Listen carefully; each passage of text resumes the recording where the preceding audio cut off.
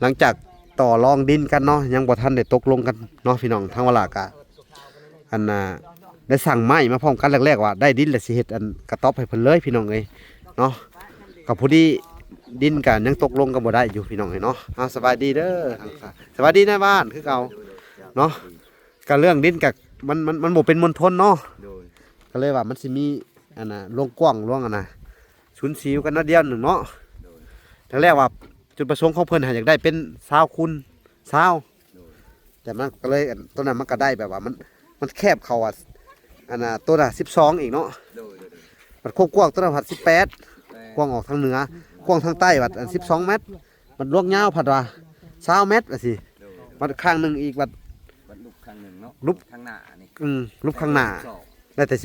12มันบ่เป็นมณฑลเนาะแต่มาตัวนี้ก็เลยเพิ่นมาวัดตัวนี้เนาะก็อันนี้มันเป็น20 คูณ 15เนาะมันเป็นมณฑลเลยนี่เนาะก็ยังโอเคตัวนี้เนาะแต่ว่าสิให้ทางผู้ใหญ่เพิ่นตัดสินใจก่อนเนาะ1,200,000เนาะ1,200,000ตัวละ60เนาะแถมตัวหนึ่งอ๋อพอดีเป็น21เนาะทางอัน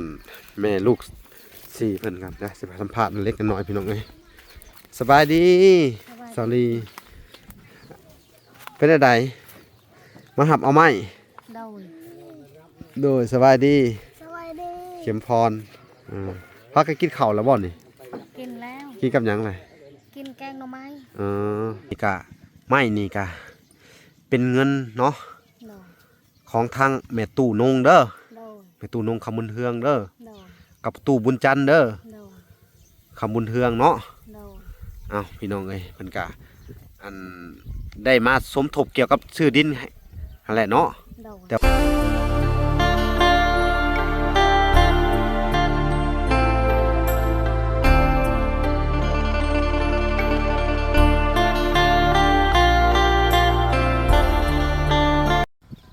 พี่น้องเอ้ยเนาะทางบลากันยังอยู่ในบ้านในเฮือนอันทางอันแม่ลูก4คือเก่าพี่น้องเอ้ยเนาะมื้อนี้ก็หลังจากต่อรองดินกันเนาะยังบ่ทันได้ตกลงกันเนาะพี่น้องทางบลากะอันได้สั่งไม้มาพร้อมกันแรกๆว่าได้ดินแล้วสิเฮ็ดอันกระต๊อบให้เพิ่นเลยพี่น้องเอ้ยเนาะกับผู้ที่ดินกันยังตกลงกันบ่ได้อยู่พี่น้องเอ้ยเนาะสบายดีเด้อสบายดีในบ้านคือเก่าเนาะก็เรื่องดินกับมันบ่เป็นมณฑลเนาะก็เลยว่ามันสิมีโรงกว้างโรงชุนสิวกันนัดเดียวหนึ่งเนาะแต่แรกว่าจุดประสงค์ของเพิ่นอยากได้เป็น20 คูณ 20แต่มันก็เลยตัวนั้นมันก็ได้แบบว่ามันแคบเข้าตัวน่ะ12อีกเนาะมันควบกว้างตัวน่ะผัด18กว้างออกทางเหนือกว้างทางใต้ผัด12 เมตรมันลวกยาวผัดว่า20 เมตรว่าสิมันข้างหนึงอีกบัดรูปข้างหนึ่งเนาะ รูป ข้างหน้านี่รูปข้างหน้าได้แต่12มันบ่เป็นมณฑลเนาะแต่มาตัวนี้ก็เลยเพิ่นมาวัดตัวนี้เนาะก็อันนี้มันเป็น20 คูณ 15เนาะมันเป็นมณฑลเลยนี่เนาะก็ยังโอเคตัวนี้เนาะแต่ว่าสิให้ทางผู้ใหญ่เพิ่นตัดสินใจก่อนเนาะพี่น้องเอ้ยก็คลิปอันต่อไปพุ่นแหละจังสิได้มาลุ้นกันที่อีกทีนึงพี่น้องตอนนี้ก็มาหับเอาไม้ก่อนพี่น้องเอ้ยทางไม้เพิ่นก็มาส่งว่าสิซื้ออันเอามาเฮ็ดกระต๊อบให้เพิ่นก่อนพี่น้องทั้งเบิดเท่าไหร่นะสั่งสาวโต1,200,000เนาะ1,200,000ตัวละ60เนาะแถมตัวหนึ่งอ๋อพอดีเป็น21เนาะทางอันแม่ลูก4เพิ่นครับนะสิไปสัมภาษณ์เล็กน้อยพี่น้องเอ้ยเนาะสบายดีสาลีเป็นอะไรมาหับเอาไม้โดยสบายดีเข็มพรพักก็กินข้าวแล้วบ่นี่กินแล้วกินกับหยังไรกินแกงหน่อไม้ปิ้งไก่ข่อยซื้อมาให้เด้ไว้กินแรงก็ได้เนาะไว้กินแรงเด้อมื้อนี้การสั่งไม้สั่งหยังมาให้เจ้าเนาะเฮ็ดกระต๊อบก่อนเนาะตอนนี้เนาะแต่ว่าเรื่องดินนี่เจ้าหายังติดใจบ่นี่ติดใจบ้านนี้อยู่ใกล้กันในบ้านมันปลอดภัยกว่าบ่เนาะเอาอยู่ใกล้กันในบ้านเนาะตัวนั้นมันกะดินมันบ่งามเนาะหมักตัวนี้ก็งามเนาะเวลาเห็ดหัวเห็ดสวนกะจะเห็ดติดกับอันนั้นเนาะในบ้านเนาะ คักตัวนี้คักถึกใจ คัก ถึกใจเนาะ ถึกใจ เพราะว่ามันเพิ่นก็ว่า12ล้านเนาะ โดย พี่น้องเอ้ยเอ้าจังได๋ก็อย่าเฮาก็สิอันสั่งไม้เอามาให้เจ้าคือตัวนี้น่ะเด้อ โดย แล้วก็จะจ่ายค่าไม้ก่อนพี่น้องเพราะว่าแรกๆขึ้นว่าสิได้ดินแหละสิเอาไม้ลงเลยนะ โดย แต่ว่าสิเฮ็ดกระต๊อบเลยภายในมื้อนี้หรือมื้ออื่น โดย บ่ใช่ทางในบ้านเฮ็ดเลย แต่ว่ายังติดปัญหาเรื่องดินเล็กๆน้อยๆเนาะ โดย แต่ว่าทางวลาก็ยังอันบ่ได้แทกดินมื้อน่ะหาเว้ากันกับเพิ่นว่า20คูณ20เพิ่นจะขาย10ล้านเนาะแต่ว่าเนี่ยพอไปวัดตัวจริงแล้วเนาะ โดย มันก็ยังอันมันเป็นดินที่กว้างห้อมอะนะ โดย ข้างหนึงกว้างออกข้างหนึงห้อมเข้า โดย และบาดนี้มันแต่ทางจุดผู้สงของผู้ใหญ่เพิ่นอยากได้20คูณ20เนาะ โดย 20คูณ20แล้วก็อันน่ะเป็นเนื้อที่ที่แบบว่าให้มันเป็นสี่เหลี่ยมอะนะ โดย แล้วก็ให้เจ้ามีพื้นที่หลายขึ้น โดย สิได้ปลูกพังเนาะ โดย แล้วก็เลี้ยงสัตว์เนาะ โดย ก็คิดว่ามันโอเคบ่ถ้า โอเค ถ้ามัน20คูณ20เนาะ โดยโอเค แต่อันนี้มันทั้งหน้าว่า18เมตรกว้างๆทางเหนือมันกว้างออกปานนี้มันแคบมาทางล่างแค่12เมตร12เมตรเนาะ โดย แล้วก็ยาวไปด้านข้างนี่พัด20เมตรมันยาวด้านข้างนะพัด21เมตร22เมตรว่าซี่นะ โดย มันย่วยไปย่วยมาน่ะดินมันหลายเจ้ามันติดกับหลายเจ้าเนาะ โดย เพิ่นแบ่งไว้ว่าแบ่งย่วยเนาะ โดย แบ่งกับมันย่วยว่าที่เอาเข้าเฮือนทางนั้นเพิ่นก็บ่ให้เอาเขาเนาะมันติดกับเฮือนอีกหลังหนึงอยู่หั่นเนาะ โดย แต่ว่าในใจก็ถ้าได้ต้นนี้15คูณ20ก็โอเคเนาะ โอเค โอเคเลยแม่นบ่ โดย สุดยอดเลย สุดยอดเจ้ามัก มักสุดใจ มักเข้าใจ ค่อยมัก โดย ค่อยมักหรือเจ้ามัก ค่อยมัก อ๋อคือว่าเจ้ามักว่ะ บ่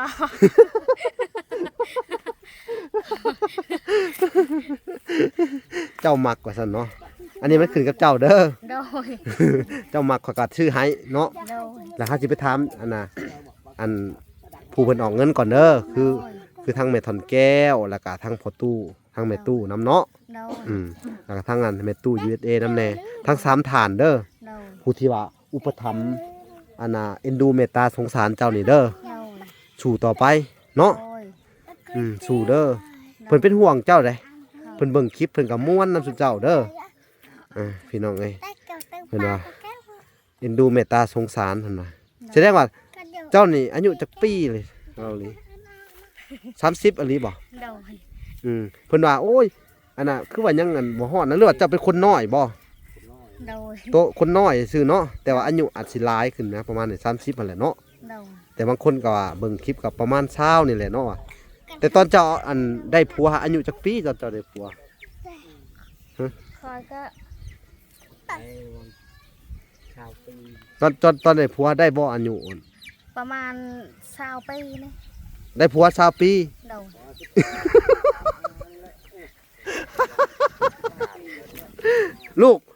ลูก13ปีแต่เจ้าได้ผัวซะถ้าว่าเจ้าได้ผัว20ปีนี่ ลูกคอยผู้กกนี่ประมาณ14แต่เจ้าได้ผัว20ปี โดย อายุ20ปี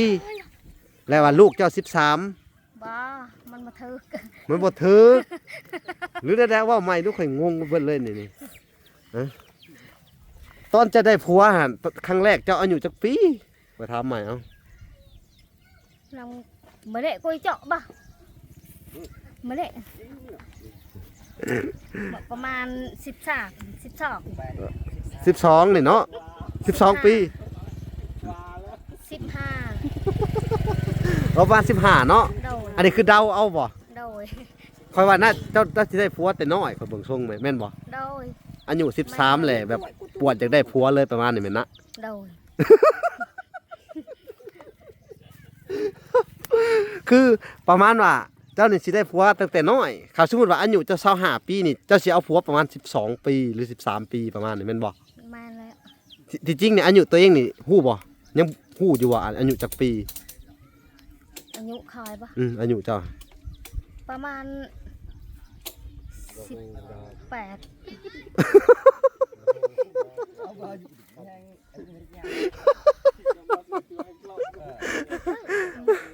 อายุ18บ่ปัจจุบันนี่นะอายุเท่าไหร่นะ 30 บางหันเขาถามเจ้าว่า30เนาะ โดย อายุ30นี่คล้ายๆเนาะคล้ายเคียงกันเนาะแต่ว่าลูก13เนาะอายุ30จะต้องได้ผัว 14ชื่อนั่นก็ 14 ปีแล้วตอนเอาผัวเนาะ เออตอนเอาผัว13 14เนาะ โดย นี่แหละ แต่ตอนนี้อายุ30เนาะอันนี้คือคาดเดาเอาเองเนาะแต่บ่ฮู้แน่นอนเนาะ โดย เพอตะกี้คนบ้านนอกเฮานี่สิบ่ได้คอยจดวันที่วันดี บ่ วันเดือนปีเกิดเนาะเจ้านี่สิม่วงนั่นแหละเนาะ โดย 30พอแหละเนาะ โดย ปันบอกไปว่ามา18นี่พี่น้องไอ้บ้านนี่โอ้ตายแล้ว น้อยชอบกระพริบอีก บางหันนะอันน่ะได้ผัวจักปีหอด3 ปีเอาผัวจักปีเลยตั้งแต่เอาผัวมานี่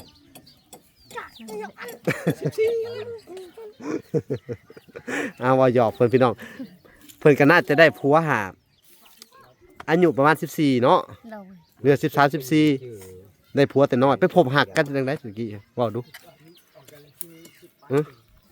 ไปพบหักกันแรกๆกับผัวเจ้าฮะ ประมาณ13 ปีแล้ว 13 นั่นแหละไปลิ่นบ่าวบ่หรือว่าเขามาลิ่นเฮาเขามาจีบเฮาตะกี้หั่นนะ ผู้บ่าวไปลินปักน้ำขอย ผู้บ่าวมาลิ่นน้ำเจ้าเนาะ โดย ลิ่นแล้วเฮ็ดได้หมักกันบ่เลยเลย มักอยู่ หมักอยู่ โดย จะเอากันได้ เนาะหมักอะไรบัดอยู่ไปอยู่มาได้อเป็นได้บัด หนึ่ง ปิดการ์ด ผิดกัด เขาตี โดย คือจะว่าเขาตีเขาไล่หนี้อีก โดย ไล่หนี้อีกเนาะผิดกันเรื่องหยังส่วนหลายนี่ เรื่องกินยาสติด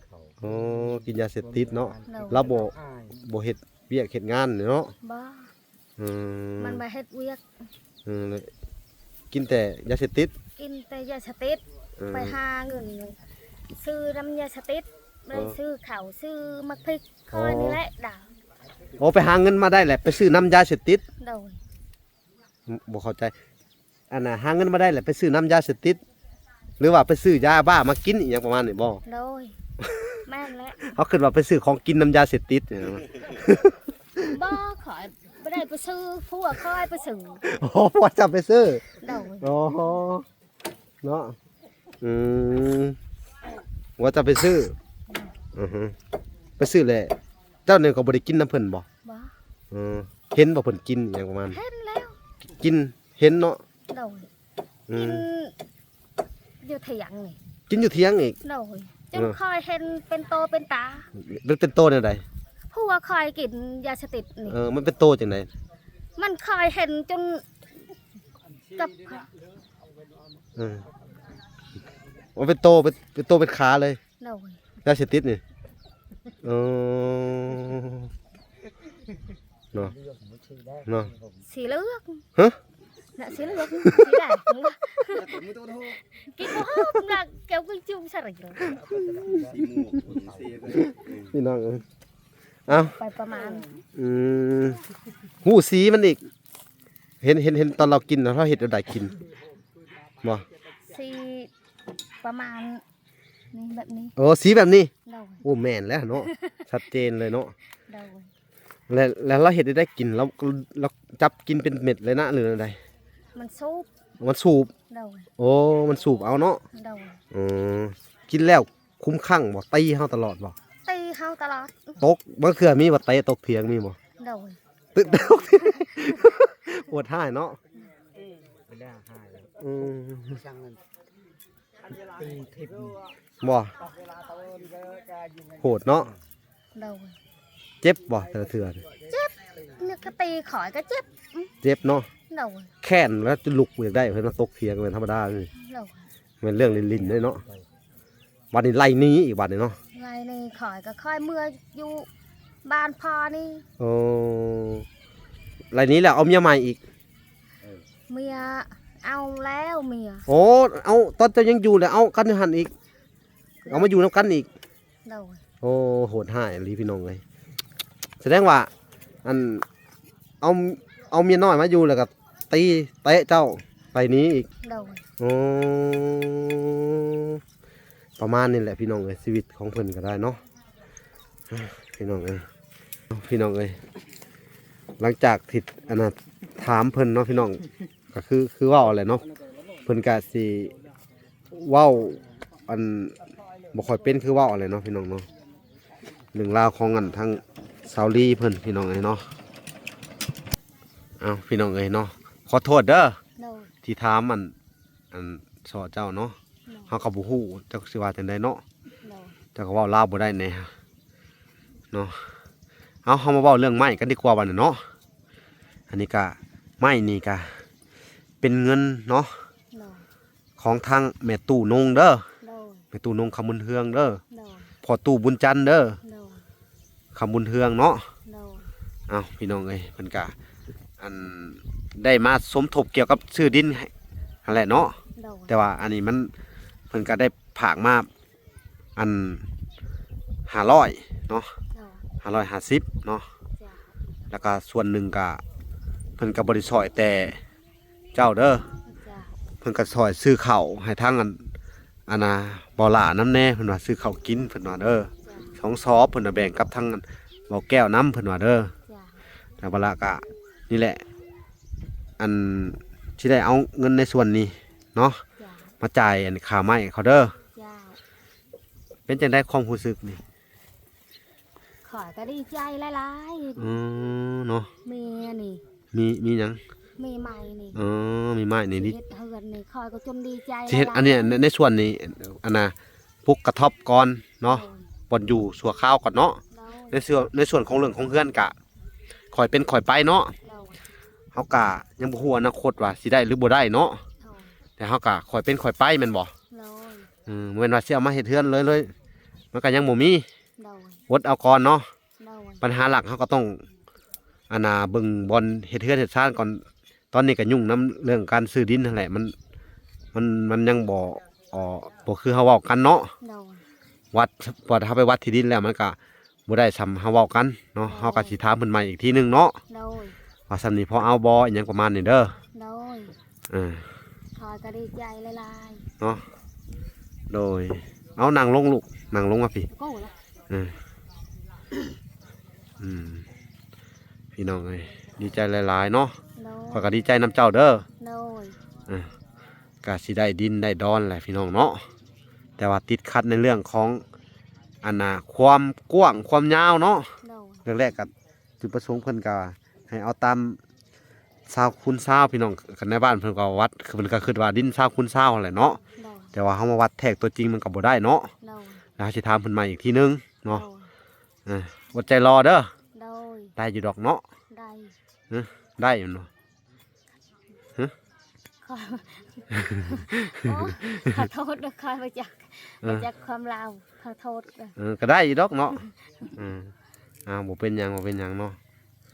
พี่น้องเอ้ยสู้ต่อไป โดย อืม เขาอยู่กับผัวเขาไม่ได้ป้านนี้อายเอ้ย นะเพิ่นบ่พาเฮ็ดพาสร้างมันก็บ่ได้ดอกเนาะ บ่เขาไม่ได้ เอาบ่ได้เฮ็ดได้สร้างบ่ได้เฮ็ดเพื่อลูกเพื่อเต้าเนาะเฮ็ดเพื่อเจ้าของเนาะ เรา เอาลูกซื่อๆเนาะ เรา ตะกี้เจ้าคือเอาลูกหลายแต่คือบ่เอาจักคนหนึงอีหยังประมาณนี้ ขายปะ อืม 6 6คนผู้อีก โดยตาย2 คน ตายอีก โดย อืม มันเป็นไข่มามีเงินซื้อยาก็ตาย ลูกเจ้าหันใดใหญ่หรือบ่ต่างตาย ประมาณ4 เดือน อ๋อ3เดือน4เดือนเนาะใหญ่แล้วก็มีบ่คนใหญ่ตาย บ่มี อืมเนาะบ่มีเงินเนาะ บ่มีเงิน เป็นไข้แล้วบ่มีเงินพาไปซักยา เรา ตายเนาะ ตาย โอ้จะเสียจังไดเนาะบัดนี้มันยังเหลือ4บัดนี้เนาะตาย2เนาะ เรา อืม ตายยามเดือน4เดือน5นี่แหละ อากาศร้อนมั้ง เรา อากาศร้อนบ่มีแอร์เนาะนอนห้องอะไรเอาโอเคพี่น้องเอ้ยเนาะ เรา บัดนี้ก็สิได้จ่ายเงินให้เพิ่นก่อนบัดนี้เนาะเอาตัดภาพมันอยู่ทางสร้างไม่ล้าน2เนาะเอานับเบิ่งล้าน200,000ไม่20เซนพี่น้องเอ้ยไม่เซน ครบแหละล้า ครบ น2แสน โอเคเอาอันน่ะมื้อหน้าจังหวะกันใหม่อีกทีเด้อ โดย เรื่องแป้นเรื่องหยังเขาก็จะทยอยสั่งไว้เนาะ โดย โอเคเด้อโอเคพี่น้องเอ้ยเนาะทางเวลากะบ่มีหยังมื้อนี้ก็สิได้ขอตัวลำลาไปก่อนเนาะ โดย ก็มานี่แหละพี่น้องแรกๆเขาก็ว่า อันซื้อดินแล้วเขาก็อันให้เจ้าเอาไม้มาส่งเลยนะมันก็บ่ได้ตามแผนเขาก็เลยจ่ายเงินไม้ก่อนเนาะ ที่เหลือเฮามื้ออื่นจะสิว่ากันใหม่เรื่องซื้อดินซื้อดอนเนาะโอเคพี่น้องเอ้ยทางเวลากะสิได้ขอตัวลำลาไปก่อนเด้อ โดย ฝากกดติดตามคลิปตอนต่อไปพี่น้องคลิปนี้กะขอกล่าวคำว่าสบายดี สบายดี และสวัสดีพี่น้องเอ้ยพอกันใหม่คลิปหน้าบ๊ายบาย บ๊ายบาย เออ